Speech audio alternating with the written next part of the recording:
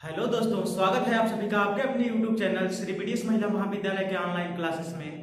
आइए आपको लेके चलते हैं डीएलएड फोर्थ सेमेस्टर के मैथ के सब्जेक्ट में, जहाँ के आज का हमारा जो प्रकरण है वर्ग, वर्गमूल तथा घन और घनमूल। तो हमने पहली वीडियो में वर्ग किसे कहा जाता है, वर्गमूल किसे कहा जाता है या वर्गमूल निकालने की कितनी विधियां हैं, इस पर चर्चा कर लिए थे। यानी पहली वीडियो में हमने वर्ग वर्गमूल के बारे में थोड़ी सी जानकारी प्राप्त कर लिए थे। यानी कि हमारा ये पहला पॉइंट है वर्गमूल निकालने की विधियां। तो वर्गमूल निकालने की दो विधियां। पहली विधि गुणनखंड विधि, पहली जो विधि थी वो गुणनखंड विधि थी, और दूसरी विधि वो भाग विधि है, भाग विधि। तो पहली वीडियो में हमने गुणनखंड विधि को बता दिया था आप लोगों को कि गुणनखंड विधि से किस माध्यम से वर्गमूल ज्ञात करते हैं। आज हम लेके आए हैं भाग विधि के द्वारा वर्गमूल ज्ञात करना, कि किस प्रकार से भाग विधि के द्वारा हम वर्गमूल ज्ञात कर सकते हैं। तो आइए देखते हैं एक नजर भाग विधि के ऊपर। तो इसको हटा दे रहे हैं हम आपके सामने से। हमारी जो वर्गमूल निकालने की अगली विधि है वो है भाग विधि। तो भाग विधि के माध्यम से हम जानेंगे वर्गमूल निकालना। तो मान लीजिए कि कोई संख्या 2304 है, 2304, और 2304 को किस प्रकार से 2304 का किस प्रकार से हम वर्गमूल ज्ञात कर सकते हैं। तो इसके लिए हमें कुछ बातों का ध्यान देना है दोस्तों। बस आप लोग मेरी बातों को ध्यान पूर्वक सुनिएगा, क्योंकि मेरी बातों को जब ध्यान पूर्वक सुनेंगे तो भाग विधि बहुत आसान है, जिससे कि वर्गमूल निकाला जा सकता है। तो देखिए, सबसे पहले अगर ये संख्या दे दी जाए 2304 और ये कहा जाए कि 2304 का वर्गमूल ज्ञात करिए, तो सबसे पहले हम क्या करेंगे कि इस तरह से एक लाइन खींचेंगे, इस तरह से एक लाइन खींचेंगे। इसके बाद इकाई के तरफ से, यानी दी गई संख्या में इकाई के तरफ से जोड़ा लगाएंगे, वर्गमूल के लिए जोड़ा लगाएंगे, यानी इधर से जोड़ा लगाएंगे और यहाँ भी जोड़ा लग गया, इस तरह से जोड़ा लगाएंगे। इसके बाद जब जोड़ा लग गया, यहाँ एक ऊपर और लाइन खींच देंगे। जब जोड़ा लग गया यहाँ पर, तो अब हमें यहाँ पर इस साइड में ऐसी संख्या रखना है जिसका वर्ग इन जोड़ों के बराबर हो जाए या जोड़ों से कम रहे, इससे अधिक नहीं होना चाहिए। तो ऐसी संख्या यहाँ पर रखना है जिसका वर्ग इस वाली संख्या के, यानी ये जो जोड़ा लगा है 23 पर, 23 वाली संख्या से बराबर रहे, इसके बराबर रहे, इससे कम रहे, इससे अधिक नहीं होना चाहिए। तो अभी हम कहें कि 2 का वर्ग 4 होगा तो छोटा है, 3 का वर्ग 9 होगा, 4 का वर्ग 16 होगा।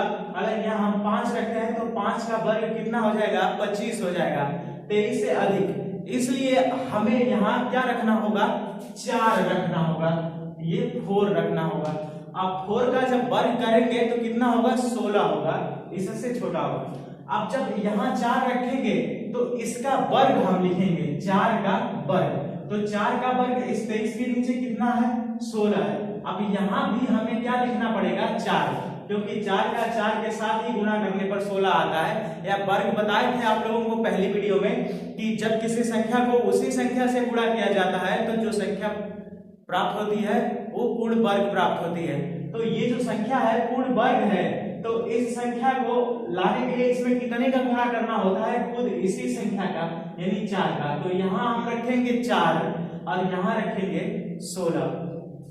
इसके बाद इसमें से 23 में से 16 को हम क्या करेंगे, घटा देंगे, 23 में से 16 को घटा देंगे। तो यहाँ से घटाएंगे तो ये हो जाएगा 13, 13 में से 6 जाएगा तो कितना बचेगा, यहाँ पर 7 बचेगा, ये 7।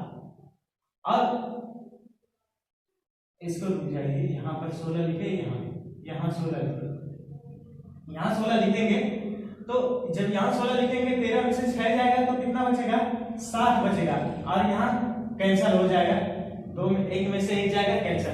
अब ये जोड़ा दोनों उधर जाएगा, दोनों जोड़ा यहाँ पर। अब ये चूंकि छोटा हो गया, अब ध्यान जब करेंगे, यहाँ जो करेंगे वो इसके साथ +4, यानी ये जो 4, ये 4 में 4 का गुणा किए 16 आया, फिर वही प्लस जो 4 है उसको हम क्या करेंगे, जोड़ देंगे। तो यहाँ पर हो जाएगा 8, यहाँ कितना होगा 8।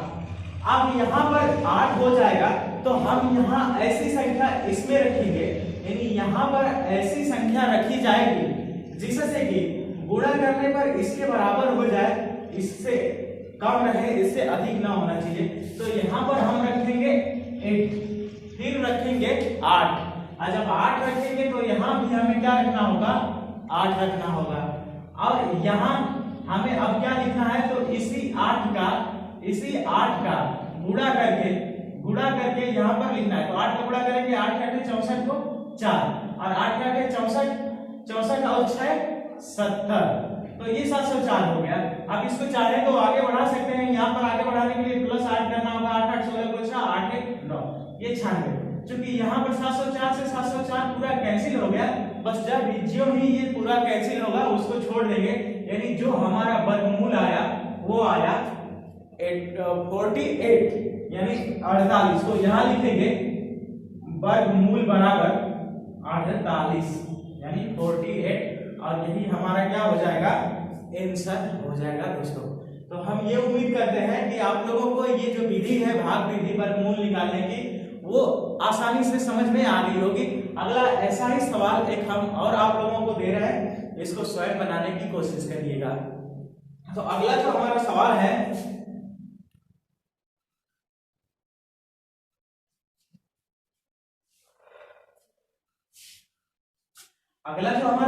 वो 441 और इसके ऊपर डबल जीरो है।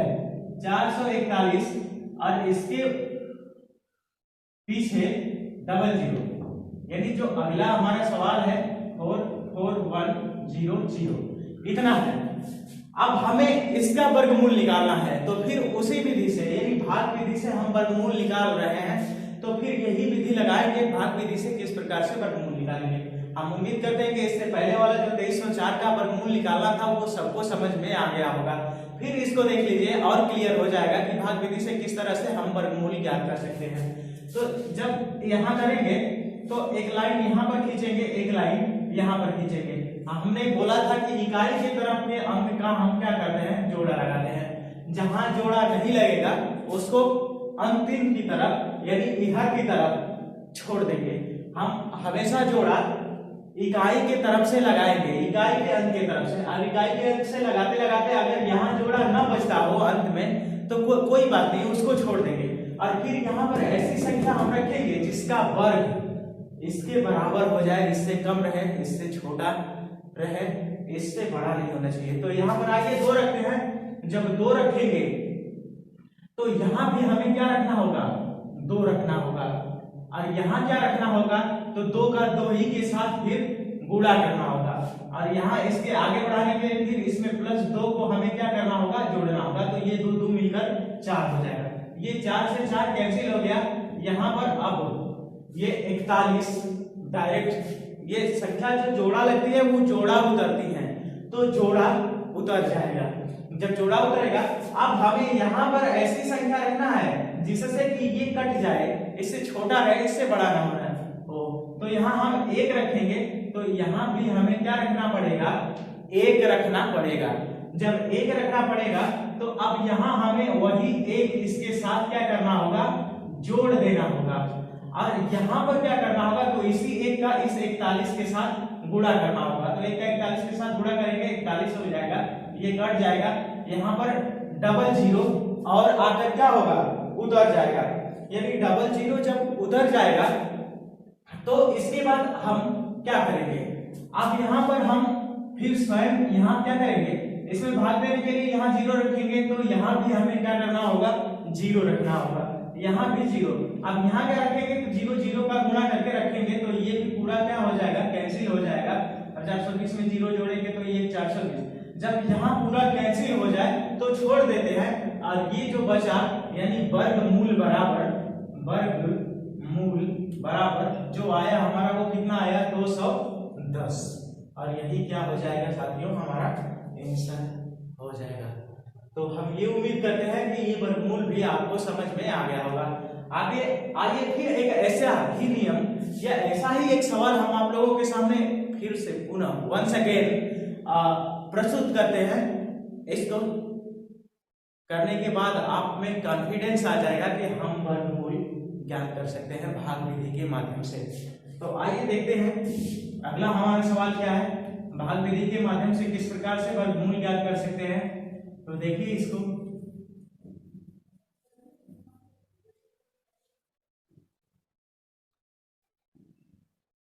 ये है 1296 यानी संख्या दे दी 1296 और कहा कि 1296 का वर्गमूल ज्ञात करिए। तो 1296 का वर्गमूल ज्ञात करने के लिए हमें क्या करना होगा, सबसे पहले इस तरह से एक लाइनें खींचनी होगी। इसके बाद इकाई की तरफ से क्या करेंगे, जोड़ा लगाएंगे। जहां जोड़ा लग जाएगा जोड़ा लगा देंगे, पूरे में ना ही लगेगा तो छोड़ देंगे। अब यहाँ पर ऐसी हमें संख्या रखना है जिसका वर्ग इसके बराबर, इस वाले जोड़े के बराबर हो या फिर इससे कम हो, इससे अधिक नहीं होना चाहिए। तो यहाँ हम 2 का करेंगे तो वर्ग 4 होगा, 3 का करेंगे तो 9 होगा और 4 का करेंगे तो 16 होगा। यानी 4 का बड़ा हो जा रहा है, 3 का छोटा हो रहा है, इसलिए हमें यहाँ क्या रखना होगा, 3 रखना होगा। जब यहाँ 3 रखेंगे तो यहाँ भी शुरू में हम क्या रखेंगे, 3 ही रखेंगे। फिर वही 3 इसके साथ हम क्या करेंगे, ऐड कर देंगे। तो ये एडिंग कितना हो जाएगा, 6 हो जाएगा, 6।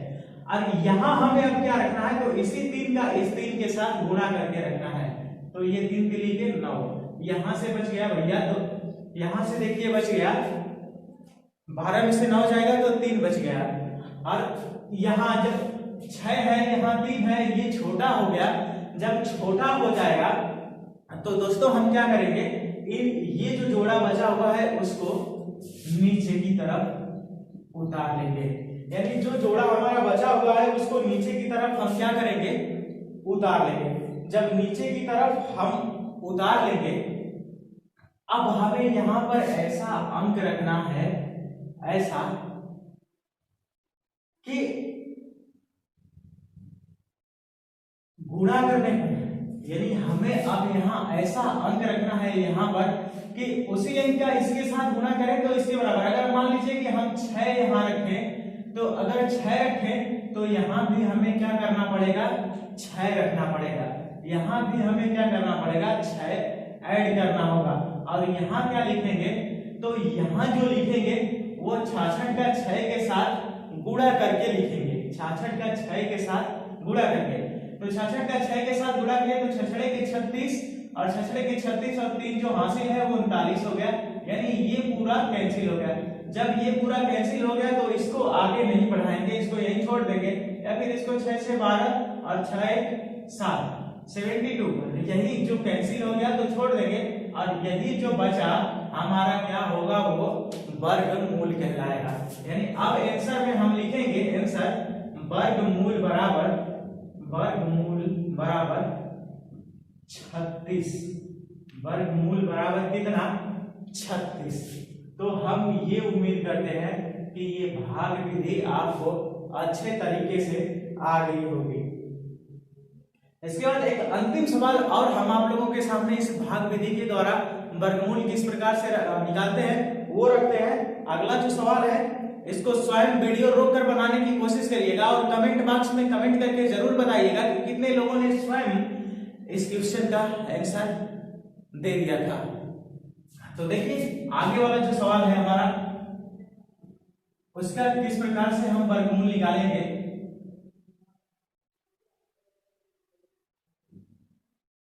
जैसे यहां पर है 196 और कहे कि 196 का वर्गमूल ज्ञात करिए। तो 196 का वर्गमूल हम किस प्रकार से ज्ञात करेंगे, यहाँ पर लाइन खींचेंगे, यहाँ भी लाइन खींचेंगे, इधर से इकाई की तरफ से जोड़ा लगाएंगे, यहाँ जोड़ा ना लगा छोड़ देंगे, यहाँ जोड़ा ना लगा तो छोड़ देंगे। अब यहाँ पर हमें ऐसी संख्या रखना है यहाँ कि उसका वर्ग इसके बराबर हो जाए, इससे अधिक ना हो। तो एक का वर्ग करेंगे, एक इसके बराबर हो गया। यानी यहाँ अगर एक रखेंगे तो यहाँ भी हमें क्या रखना होगा, एक।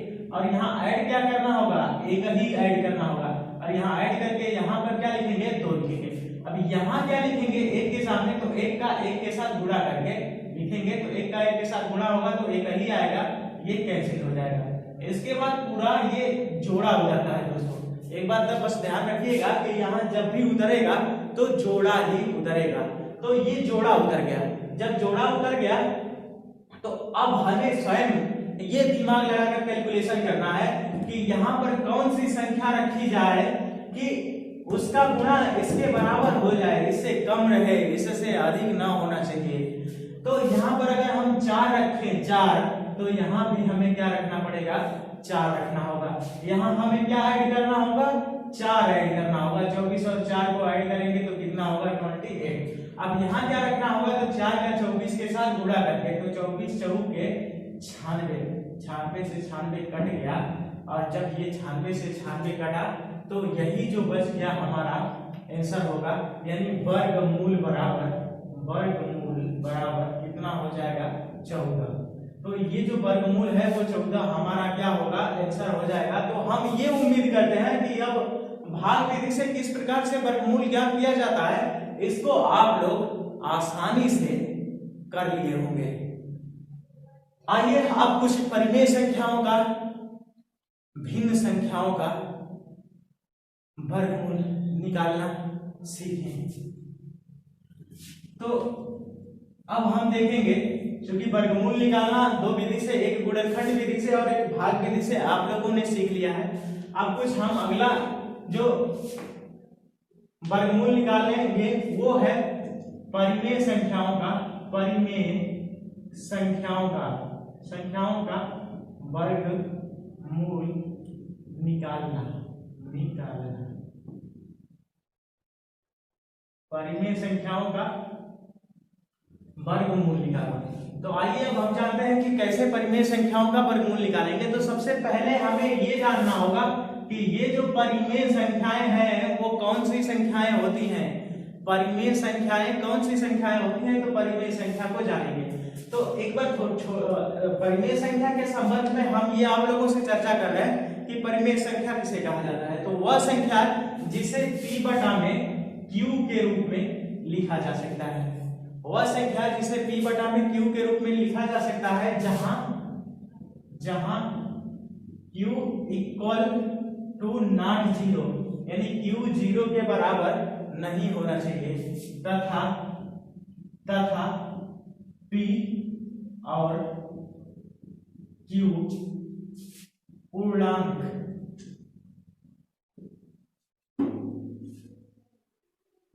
संख्या होनी चाहिए।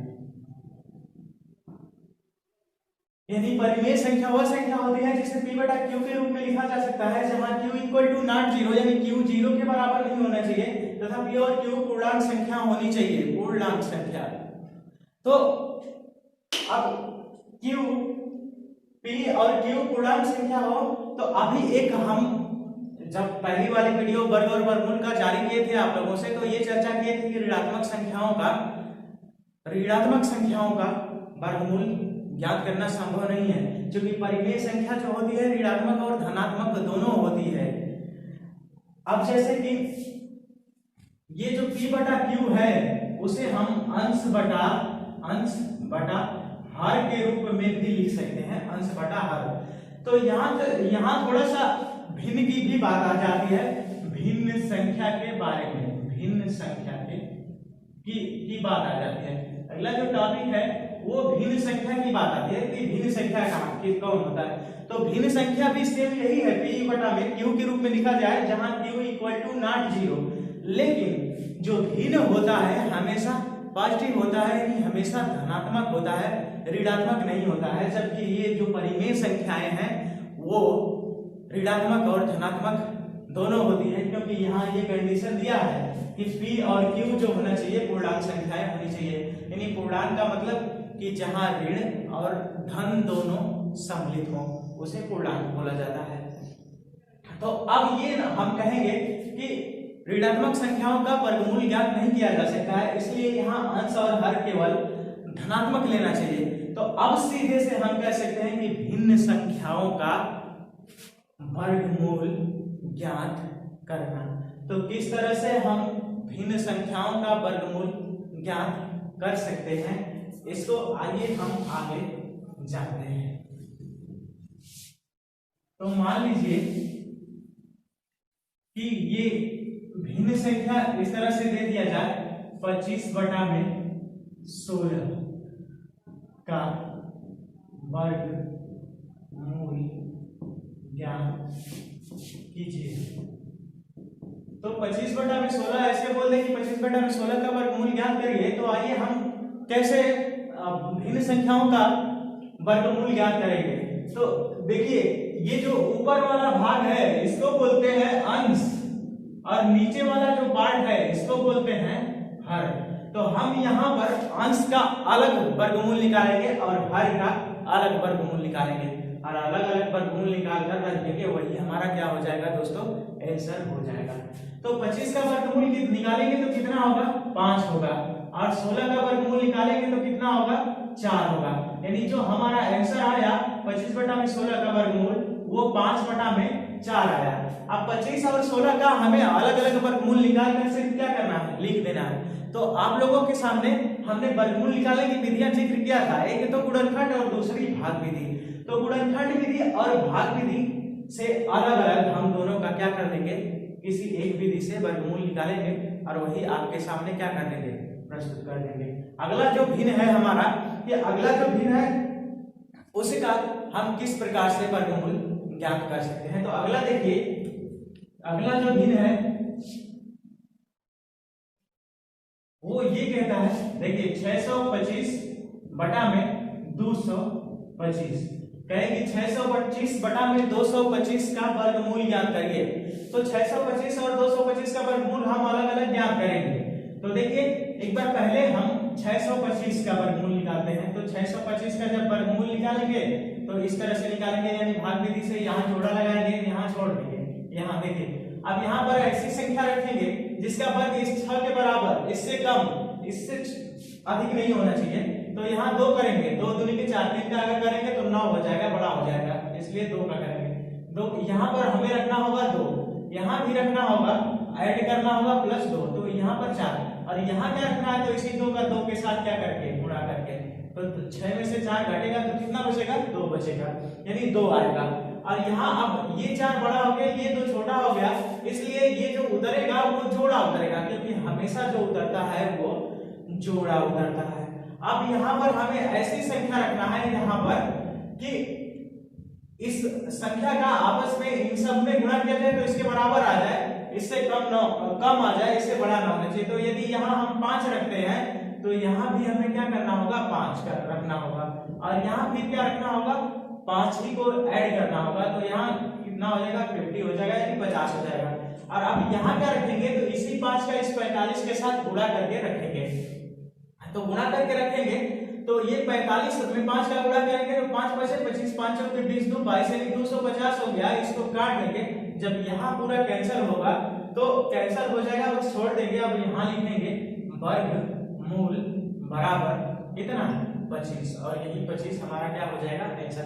तो इस तरह से हम अलग अलग, नहीं आंसर नहीं हुआ अभी, क्योंकि अभी ऊपर का वर्गमूल हमारा निकला है, 625 का वर्गमूल निकला है, अब बचा है 225 का वर्गमूल। तो इसी तरह से हम 225 का भी वर्गमूल निकालेंगे। तो 225 का वर्गमूल निकालेंगे, हम निकालेंगे। तो देखिए 225 का भी इसी तरह से निकालेंगे। देखिए 225 यहाँ पर इस तरह से जोड़ा लगाएंगे, यहाँ छोड़ देंगे। यहाँ पर देखिए अब यहाँ रखेंगे 2 नहीं, क्योंकि 2 का वर्ग हमेशा बड़ा हो जाएगा, इससे यहाँ पर रखेंगे 1, तो यहाँ हो जाएगा कितना, 1। यहाँ कितना ऐड करना होगा, 1 मिलकर कितना होगा, 2 होगा, और 1 का 1 के साथ गुणा करेंगे तो कितना होगा, 1 होगा, घटाएंगे तो कितना होगा, 1 होगा। इसके बाद फिर अब यहाँ पर जोड़ा उतर जाएगा, अब यहाँ ऐसी संख्या रखेंगे जिसका गुणा करने पर इसके बराबर हो जाए। तो यहाँ रखेंगे 5 रखने के लिए यहाँ भी जब हमें क्या रखना होगा, 5 रखना होगा। यहाँ ऐड क्या करना होगा, 5 ही, यानी 25 5 मिलकर कितना होगा, 30 होगा। अब यहाँ क्या रखना है, तो इस 5 का इस 25 के साथ गुणा करके, तो 25 5 125, यानी ये हो गया कितना, कैंसिल। जब कैंसिल होगा तो उसको क्या करेंगे, छोड़ देंगे। यानी अब हमारा यहाँ पर वर्गमूल जो होगा, वो वर्गमूल बराबर कितना हो जाएगा, 15 हो जाएगा। अब इसके नीचे लिखेंगे कितना, 15 लिख देंगे। तो 15 लिखेंगे तो अब हमारा जो 15 आया, यही हमारा ये आंसर हो जाएगा। चाहे तो इसको कटा के छोटा भी कर सकते हैं, अन्यथा ये जो हमारा आंसर है वो बिल्कुल क्या है, करेक्ट है। तो हम ये उम्मीद करते हैं कि भिन्न संख्याओं का वर्गमूल किस प्रकार से निकाला जाएगा, इसको आप लोग आसानी से निकाल लेंगे, क्योंकि भिन्न जो अंश बटा हर के रूप में दिया है, भिन्न भी वही होता है जिसे p बटा q के रूप में या अंश बटा हर के रूप में लिखा जा सकता है, जहां की q equal to not zero, यानी q जीरो के बराबर न हो। लेकिन शर्त यहाँ ये है कि p और q दोनों धनात्मक संख्याएं होनी चाहिए, ऋणात्मक नहीं, क्योंकि ऋणात्मक हो जाएगा तो वो भिन्न न होकर के परिमेय संख्या हो जाएगा। इसलिए हम ये कह सकते हैं कि सभी जो भिन्न होते हैं परिमेय संख्याएं होती हैं, लेकिन सभी परिमेय संख्याएं भिन्न नहीं होती हैं। ये एक कॉमन फैक्ट है या तथ्य है। तो हम ये उम्मीद करते हैं कि आप लोगों को ये समझ में आ गया होगा। एक ऐसा ही सवाल और हम आप लोगों के सामने प्रस्तुत करते हैं कि इसका वर्गमूल ज्ञात करिए। तो अगला सवाल हमारा जो भिन्न संख्या का है उसको देखेंगे, यानी ये है हमारा 4 सही 29 बटा में 49, 4 सही 29 बटा में 49 का वर्गमूल किस प्रकार से हम ज्ञात कर सकते हैं। तो ये जो भिन्न है वो है संयुक्त भिन्न, संयुक्त भिन्न। तो ये जो भिन्न है इसको पहले हम साधारण भिन्न में बदलेंगे, यानी इसको बदलेंगे 49 का 4 के साथ गुणा करेंगे और प्लस 29 उसमें हम क्या करेंगे, ऐड कर देंगे। तो प्लस 29 जब हम ऐड करेंगे तो जैसे यहाँ पर देखिए कि ये 4 9 4 49 में 4 का गुणा करेंगे तो 4 9 36 को 6 और 4 चौके 16 3 19 196 और प्लस जब हम इसमें 29 ऐड करेंगे तो 9 6 15 को 5 9 2 11 11 1 12 और 1 1 2, यानी 225 हो जाएगा, 225। हमें इसको साधारण भिन्न में चेंज करने के लिए क्या करना होगा, 49 का इस 4 के साथ गुणा करके इस अंश को इसके साथ क्या करना होगा, जोड़ देना होगा। यानी 4 का हम 49 में गुणा किए 196 आया प्लस 29, यानी अंश वाला जोड़ दिए तो कितना आ गया 225, 225 और इसके बटा में कितना 49। तो 225 बटा में 49 हमारा आपके सामने जो सवाल है वो आ गया।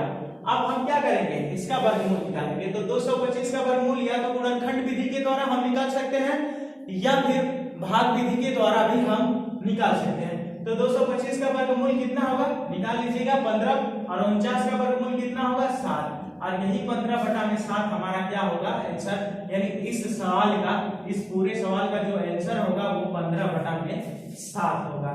या इसको चेंज करेंगे तो हमेशा चेंज करके ही सवाल का वर्गमूल निकालेंगे। इसके बाद अगला एक सवाल हम आप लोगों के लिए होमवर्क दे रहे हैं, इसको आप लोग अपने घर से करके आइएगा। तो आगे वाला जो सवाल है उसको देखिए,